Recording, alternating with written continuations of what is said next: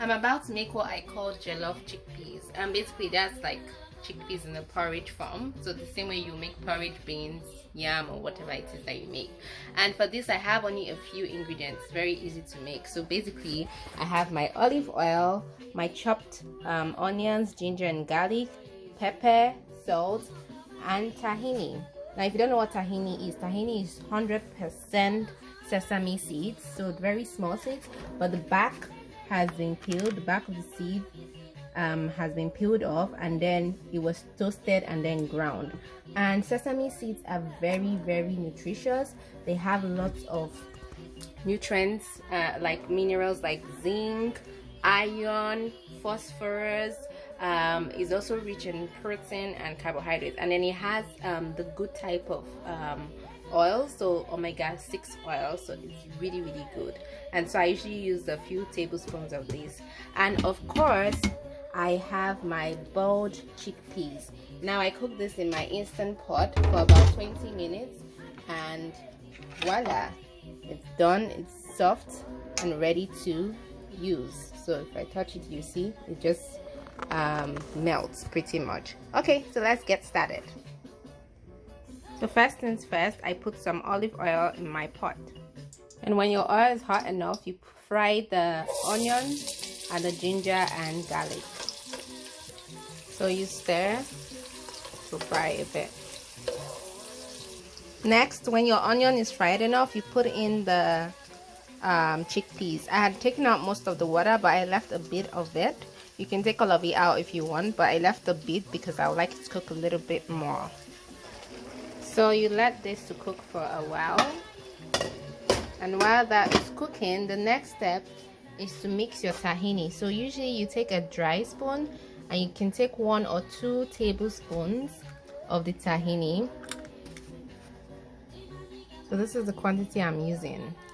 And you know, it's funny, I don't like sesame seeds ordinarily. See how smooth it is? I don't like sesame seeds. I don't eat bread that has sesame seeds, but I like hummus.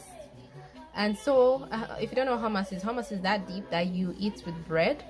You can eat it with bread or different things, and it's basically made up of 50% tahini and 50% of chickpeas. So I realized I don't like sesame seeds, but I like it with chickpeas. I like the combination with chickpeas, which is a little bit weird. So anyway, the texture is very smooth, so I'll mix it with a bit of water. So right now I've mixed it. It didn't mix properly, but it doesn't matter. And I'm gonna put the mixture in the chickpeas. It's quite thick, so I'm gonna add a little more water in it. So you stir so it gets to every part of the chickpeas.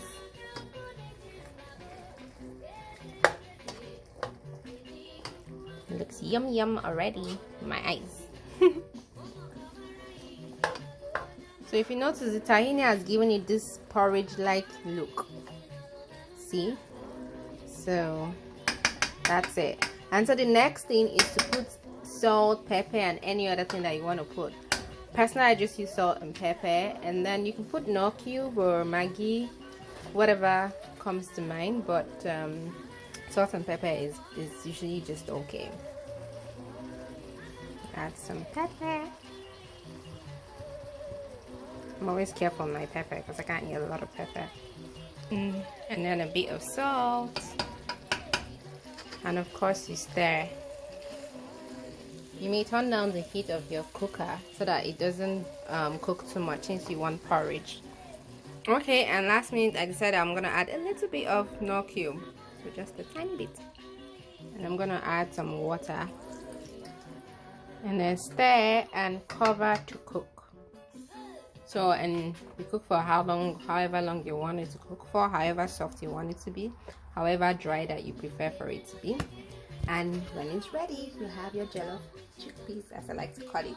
Healthy and delicious. And I used to use this when I used to eat this a lot when I used to be on a diet a few years ago to try to lose weight, and it was really, really helpful. I was either eating boiled chickpeas or making chickpeas like this and eating lots of vegetables, and I lost 13 kilograms. Of course I also did exercise, but yeah, that's how good it is. All right then, bye.